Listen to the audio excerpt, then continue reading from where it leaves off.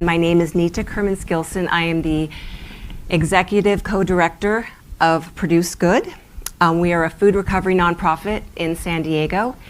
I'm really excited to be here and to share our story and my story and how this started. And if you know me, you know that I like props. So I brought one because this is where it all started with an orange. Either has a citrus tree or knows somebody with a citrus tree. So it's all over San Diego. Millions and millions of fruits. This started with the seed of an idea. It was my daughter, who was a teenager at the time, and she was very despairing about the world. She had read a lot of books about the impending catastrophe of our planet. And she said, "There's no hope, Mom. There's no point. There's nothing that we can do." And I thought, no.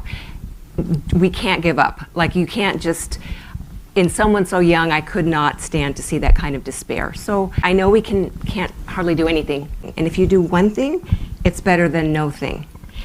And as it turns out, my one thing started to be gleaning. I will speak about our journey at ProduceGood, but also the journey that really began this. Well, we're a women-run organization, and we have done all of those things on that board, and I will tell you about it in a second. But I wanted to say that how this all really happened was walking in my neighborhood thinking, okay, there's something I gotta do. I see fruit on the ground rotting in my Carlsbad neighborhood.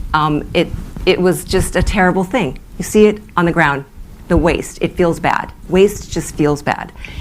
And I gathered friends and family, our little hardy crew. We started to pick each other's fruit. We would get boxes from the grocery store on Friday nights. We would take our cars over to someone's yard, we'd pick their fruit, and we'd run over to the food bank before it closed at noon on Saturday.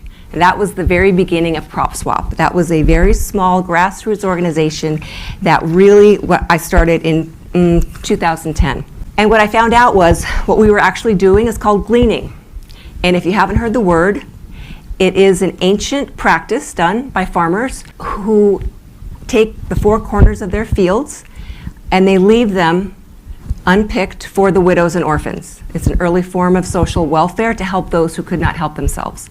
And gleaning, because we live in San Diego and it is so incredibly fertile and fruitful, it was an absolute no-brainer to start doing this because the growing season here is like 9 months long. I mean, there's just fruit all of the time. I mean, as anyone who walks through any neighborhood can see. So we just started to do this, and it was really a great realization that we were solving a problem, and we were actually solving two problems. 40% of all food produced in the US goes to waste. Just think about that for a second. That's almost half is going to waste. And at the very same time, you have 1 in 4 San Diegans. I think nationwide it might be 1 in 5 people who are struggling with food insecurity. 9% of individuals in the US lack access to fresh produce. All of these statistics together are terrible. It's a terrible bunch of statistics. And what we do at ProduceGood is we are solving those in the ways where we go to the source of the excess and we take it to those in need. And I know we've talked about Amazon before. So I know we've talked about Amazon, not really a huge fan of talking about it in this way, but we essentially at ProduceGood, we are a little bit like the Amazon of fresh produce, getting it from the source to the need that very day. So how are we different? So we are very different from Amazon, just so you know. But we are a food recovery organization, but we're not a traditional one. We are going from the source to the need. We do not store anything. We are not a food bank. We literally are taking it that very day to those in need. We go to farms, we go to orchards, we go to farmers markets, and we go to grocers. And then we take that to a variety of feeding partners. We have over 100 of them in San Diego County. And we take that very day to those partners, and they will distribute to their clients. How do we do this? Well, first of all, we have 2 different programs. Crop Swap, which was the one that I started so long ago, which is essentially residential fruit rescue. We are going to backyards, orchards, all over San Diego County. We are getting all of that citrus and we are taking it to those in need. And by the way, if you don't know this, a fun fact is that the citrus in San Diego County is 90% owned by private people. So we are going into these places, all of these beautiful orchards, some, maybe there's one tree, maybe there's 100 trees, but we are going and getting that excess and taking it to those in need. At the same time, we are providing the growers with a receipt for their donation. So it is a help to them and it is help to us. It's a win-win. We also collect and rescue from farmers markets and grocers and farms, and that's our market share program. We do things a little differently. We are very, very focused on the community and empowering the community to feed itself. So how we do that is we are enlisting the growers and the vendors to donate their produce, excess produce. By the way, farmers markets, a lot of folks don't know that at the end of that market, if they don't have a market soon after that, that goes to waste, all that beautiful farmers market stuff. So we've been able to capture that and take it, again, to very localized agencies that are very close by. We mobilize volunteers to upcycle these thousands of pounds. And I forgot to sort of mention at that first slide all of our stats. We have over 4,000 volunteers in our database.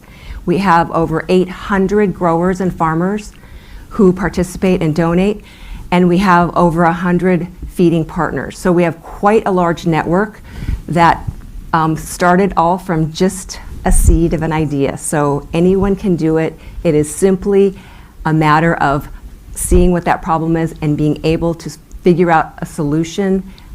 It doesn't take a lot of money at first, but just when you actually find that solution and people see what you're doing, it resonates. And people ask us all the time, how do you have that many volunteers? And it's like, people don't like waste. They don't like seeing waste. They love to go out in an orchard, pick some fruit, put it in a big box, and then know it's being taken somewhere and it hasn't fallen on the ground. So again, waste is a huge motivator, but hunger is as well. We are working with, as you know, so many different issues in San Diego and in the US, and hunger is one of them. And it's absolutely shocking to know that 1 in 4 San Diegans does not know where their next meal is coming from.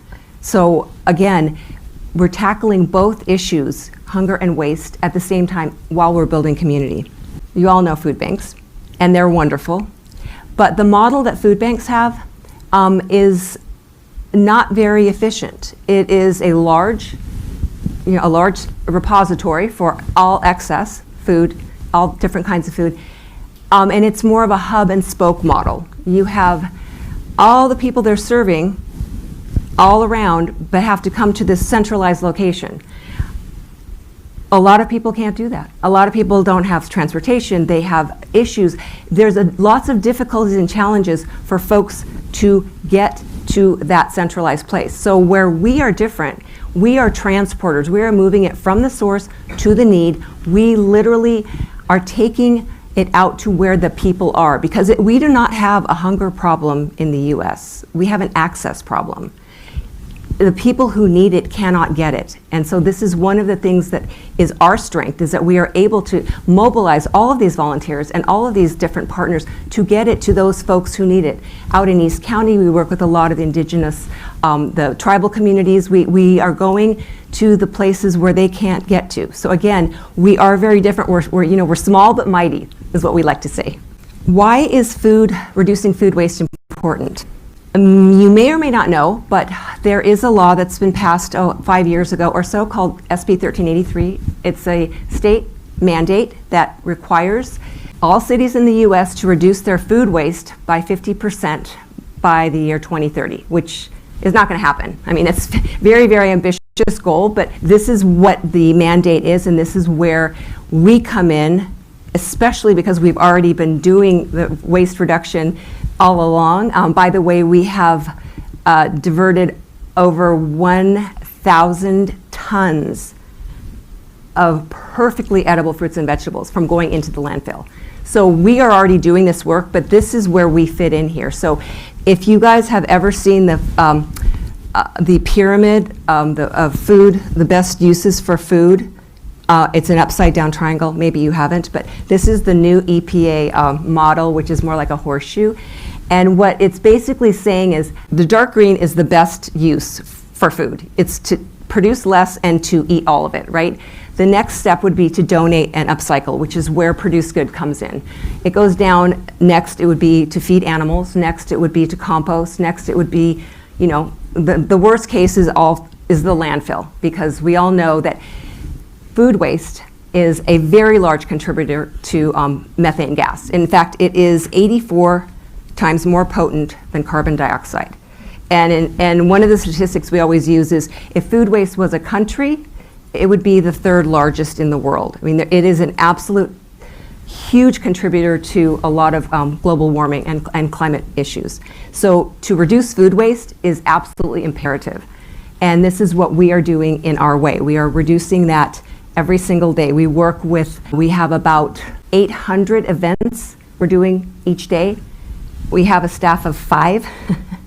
So we're very busy, a lot of logistics, but we are getting it from the source to the need.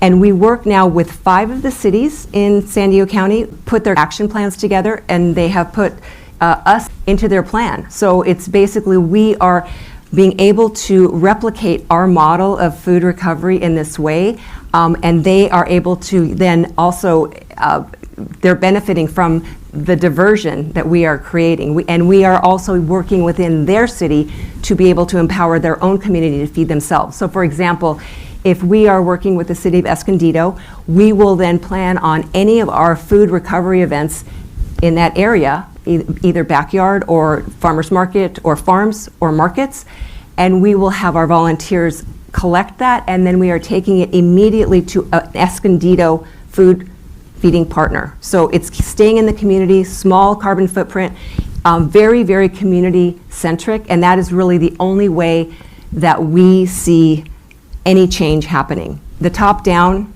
not working. Getting right to where the people are and figuring out what they need and working together, that is working. And that is working so well that we've grown since we incorporated in 2014 when I met my partners. We've grown 4,000%, which sounds like a made-up number, but it's true. We literally can't, it's absolutely astonishing how much has happened and how many people have now resonated and come and started to understand the real seriousness of food waste and how we are doing and how we are helping. One of the things I just would like to leave with everyone here is that if you have an idea, like my daughter, she was so despairing, and I simply started to do this one thing, and it turned out to be a really big thing, and now it has inspired many other people to do the same thing on their own. So again, with the TALTalks, I'm hoping that this is part of how this all works. You have people, young people, wanting to make a change and to actually see the change. And I mean, what started out with me like thinking I was changing the world, what actually changed was me. And I was trying to solve a problem, and what I found was community. And community is the solution to the problem. So I was astonished, but that's the only way we're ever going to get through this. We have to do it together. And there is a saying that says, if you want to go fast, go alone. But if you want to go far, go together. And so I would leave you with that grow together, go together. That's the only way we can do this. These are our partners. These are our cities that we work with, Chula Vista, Oceanside, La Mesa, Escondido, and Encinitas. And we have been all over the world. I've been to Malaysia, and I've been to Bali through a State Department grant. We also have received a national USDA grant, and we had the absolute honor of becoming Nonprofit of the Year this year in California for Senate District 38. And how can you help? Well, there's several ways, and because we are a nonprofit, as Wyatt mentioned, there are always the things that nonprofits need to be finding out how to do. If you want to support us with your time, we would love to have you. It's an incredible experience to go out into a fragrant orchard, picking fruit for the morning and then filling up a box, and you literally see the fruits of your labor. You filled up a box and it's like, I did this today. It's like you weren't in front of your computer, you were doing something with your hands. It's really, you can't really replicate that anywhere else. You can also do that with your company. We do a lot of team building events. It's an incredible way to have your co-workers, again, out in the orchard, not in front of your computers, learning more about each other, being in the fresh air. It is simply a wonderful way to do your CSR. If you have that in your company, many companies, we've worked with, I'm not going to say 100, probably 50 companies so far, that have absolutely, they sign up every year to do this. Deloitte, Marriott, I'm trying to think, Viasat, well, before Viasat got bought up. But yeah, a lot of places that really need to show their social responsibility find that this is the most unique way of volunteering. So again, that's another way that you can do that, and I'm happy to talk to anybody about that, how to get involved that way.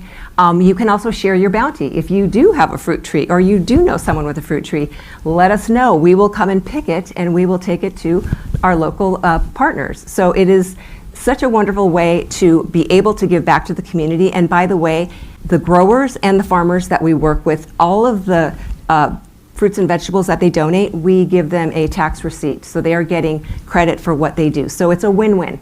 There's no losing here. And then of course, last but very much not least, financial support. We are a nonprofit. We do really rely on individual donations. We have a lot of, we have corporate donations. We've got foundational donations. Again, we work with state and government entities, so we've had many, many different grants from different levels of government. But we are, again, a nonprofit, and that is how we keep going. Thank you.